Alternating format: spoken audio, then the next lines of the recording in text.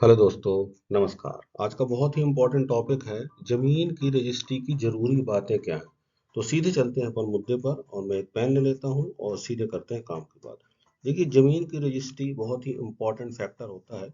इसमें जो रजिस्ट्री में जो सबसे जरूरी बातें होती, मुख्य मुख्य बातें होती, वो मैं आपको सरलता से और शीघ्रता से समझाने की कोशिश करता हूँ।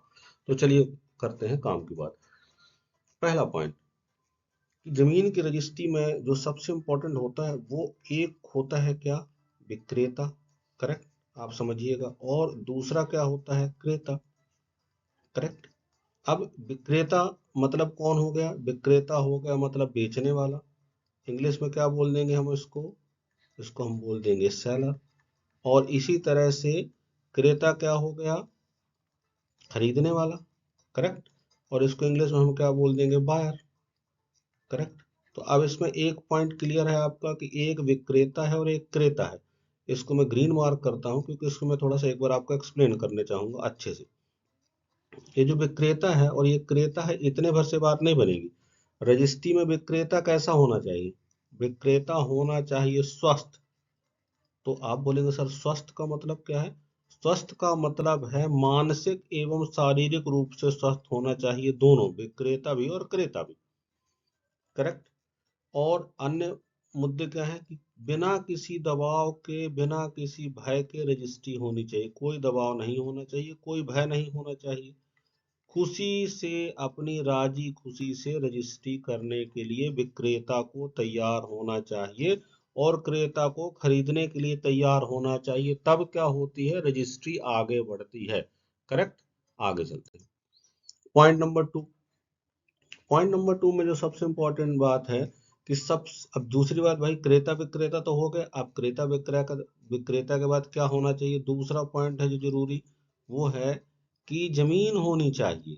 भाई आप अब बोलेंगे सर बिना जमीन के जमीन की रजिस्ट्री कैसे होगी। यस, तो ये पॉइंट है, ये इसलिए मैं समझाना चाह रहा हूँ कि जमीन तो होगी ही, पर मेरा एक्सप्लेन करने का मैटर है कि किस तरह की जमीन होनी चाहिए। जमीन होनी चाहिए, ग्रीन पेन ले लेते हैं अपन, इंपॉर्टेंट फैक्टर लिखना है। पॉइंट नंबर एक, जमीन किसी भी तरह के भार से क्या होनी चाहिए, मुक्त होनी चाहिए। अब आप बोलेंगे सर भार मुक्त मतलब क्या है। भार मुक्त मतलब है कि जमीन किसी भी तरह से बंधक नहीं होनी चाहिए। ठीक है ना, किसी भी तरह से गिरवी नहीं होनी चाहिए, किसी भी तरह से रहन नहीं होनी चाहिए। जमीन का किसी से भी कोई पुराना एग्रीमेंट लागू नहीं होना चाहिए, है तो खत्म हो जाए। और अगर जमीन में कोई लोन है तो वो भी नहीं होना चाहिए। और भी बहुत सारे मुद्दे हैं। कुल मिला के मैटर ये है कि जमीन कैसी होनी चाहिए, जो जमीन विक्रय की जा रही है वो जमीन कैसी होनी चाहिए, बिल्कुल पाक साफ जमीन होनी चाहिए। करेक्ट। आगे बढ़ते हैं। अब पॉइंट नंबर थ्री, जमीन की रजिस्ट्री की जरूरी बात क्या है, विक्रय का अधिकार। अब ये बहुत इंपॉर्टेंट पॉइंट है, इसको ध्यान से रखिएगा। विक्रय का अधिकार, जो व्यक्ति विक्रय कर रहा है उसके पास विक्रय का अधिकार होना चाहिए। तो आप कहेंगे सर किसी के नाम पर जमीन है तो विक्रय तो कर ही सकता है, नहीं, ये गलत है। आप, किसी के नाम पर जमीन होने से उसके पास विक्रय का अधिकार हो यह जरूरी नहीं है। विक्रय का अधिकार होने के लिए आपके पास पूरी तरह से जमीन में किसी भी तरह का कोई विवाद नहीं होना चाहिए और आप विक्रय करने की श्रेणी में आना चाहिए। तो आप कहेंगे सर विक्रय करने की श्रेणी, यस, कई राज्यों में ये रहता है कि सामान्य व्यक्ति विक्रय कर सकता है। कई राज्यों में ये भी है कि एसटी विक्रय नहीं कर सकता है अन्य व्यक्ति को। कई राज्यों में कई तरह के प्रतिबंध लगे रहते हैं, अन्य अन्य राज्यों की बातें अलग अलग होती हैं। मैं मोटा मोटे आपको समझाने की कोशिश करता हूँ कि विक्रय का, अगर कोई जमीन बेच रहा है तो उसके पास विक्रय करने का अधिकार होना चाहिए। करेक्ट। आगे चलते हैं। अब point number four. Point number four में क्या है, विक्रय का अधिकार है तो उसके, जो खरीद रहा है उसके पास भी खरीदने का अधिकार होना चाहिए। तो आपके पास ये प्रश्न उठ सकता है कि सर विक्रय का अधिकार तो ठीक है, खरीदने का अधिकार से क्या मैटर है, मैटर है। आप इसको समझिए अच्छे से, मैं बहुत सरलता से आपको समझाने की कोशिश कर रहा हूँ। खरीदने का अधिकार का मतलब है कि आपको खरीदने की श्रेणी में आना चाहिए। मतलब मान के चलिए कोई व्यक्ति है, एसटी है, एक उदाहरण दे रहा हूँ, और वो जमीन विक्रय कर रहा है और आप सामान्य मान लेते हैं, ठीक है ना। तो आपके पास एसटी की जमीन खरीदने का अधिकार नहीं है, करेक्ट। तो कुल मिला के क्या है, कुल मिला के मैटर ये है कि कोई भी विक्रय जमीन की जा रही है तो आपके पास उस राज्य के हिसाब से और प्रचलित कानूनों के हिसाब से खरीदने का अधिकार भी होना चाहिए, करेक्ट। आगे चलते हैं, ये लीजिए आगे आ गए अपन। पांचवा पॉइंट, जमीन की रजिस्ट्री की जरूरी बात क्या है। अब इसमें इंपॉर्टेंट फैक्टर क्या बचा है कि सबसे आगे बात आती है कि लेन देन का रिकॉर्ड।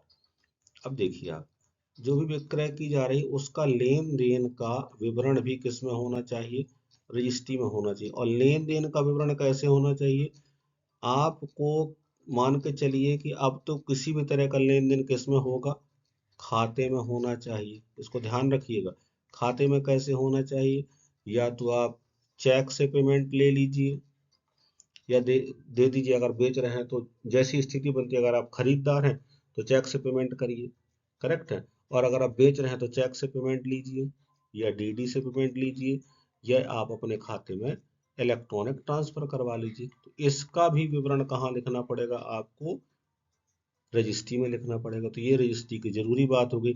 इसमें एक इम्पॉर्टेंट बात रह गई, वो मैं आपको बता रहा हूँ कि कोशिश करें कि नगद का लेन देन किसी भी तरह की संपत्ति में ना करें, अन्यथा आपको इनकम टैक्स से प्रॉब्लम हो सकती है। आगे चलते हैं। अब जमीन की रजिस्ट्री की छठवीं जरूरी बात, चौहद्दी। चौहद्दी का मतलब क्या है, आप ये देखिए, एक मैं दिशा बता रहा हूँ आपको, जस्ट समझाने के लिए बता रहा हूँ कि ये हो गया पूरब और ये हो गया पश्चिम और ये हो गया दक्षिण और ये हो गया उत्तर। किसी भी तरह की रजिस्ट्री करी जाएगी तो उसमें पूरब दिशा में उस जमीन के क्या है वो लिखा जाएगा, वो आप हमेशा अच्छे से चेक करके लिखाएं, गलत मत लिखाएं। दक्षिण में क्या है, पश्चिम में क्या है, उत्तर में क्या है। जब भी आप रजिस्ट्री लिखवाते हैं तो इस पॉइंट पे गंभीरता से और जरूर गौर करें, मौके पर जाके चेक करें। आगे बढ़ते हैं। अब गवाह, जमीन की रजिस्ट्री की अन्य जरूरी बात है कि दो गवाह, सामान्यतः लगभग लगभग सभी राज्यों में दो गवाह रहते हैं। कोशिश करें कि गवाह समझदार हो, कभी कोई दिक्कत हो तो आपके फेवर में बयान दें। आप मतलब परिचित हो और सही और सच्चे इंसान हो, ये ना हो कि कभी कोई दिक्कत हो तो पलट जाए, करेक्ट। आगे चलते हैं। अब मैं इसका थोड़ा सा रिवीजन कर देता हूँ ताकि आपको समझने में दिक्कत नहीं होगी। तो पॉइंट नंबर 1 मैंने आपको क्या समझाया कि सबसे पहले क्या होना चाहिए, जमीन की रजिस्ट्री की जरूरी बातों में क्या होना चाहिए, विक्रेता और क्रेता होना चाहिए। और कैसे होना चाहिए, स्वस्थ चित्त से होना चाहिए, करेक्ट। और दूसरा क्या होना चाहिए, जमीन भार मुक्त होना चाहिए, जमीन में किसी तरह का विवाद, किसी तरह का लफड़ा नहीं होना चाहिए, करेक्ट। तीसरा मैंने आपको क्या समझाया कि जमीन में जो बेच रहा है उसके पास क्या होना चाहिए, विक्रय का अधिकार होना चाहिए, करेक्ट। और चौथा क्या समझाया मैंने आपको कि जो खरीद रहा है उसके पास भी क्रय का, खरीदने का अधिकार होना चाहिए, करेक्ट। आगे चलते हैं। और पांचवा पॉइंट मैंने आप क्या समझाया, पांचवा पॉइंट मैंने आपको समझाया कि आपके लेन देन का विवरण आप खाते में करें। लेन देन जो भी होता है वो कोशिश करें कि किस में होना चाहिए, खाते में होना चाहिए, नगद से बचें, करेक्ट। छठवां मैंने आपको क्या समझाया, चौहद्दी। चौहद्दी आप सोच समझ के और सही तरीके से पूरब पश्चिम जो मैंने आपको समझाया था, इसको आप ध्यान रखें। जब भी रजिस्ट्री लिखवाते पूरब पश्चिम वाला ध्यान रखें, करेक्ट। और अगला मैंने आपको क्या समझाया था, गवाह। गवाह कोशिश करें आपके परिचित हो, सही हो और ईमानदार हो, करेक्ट।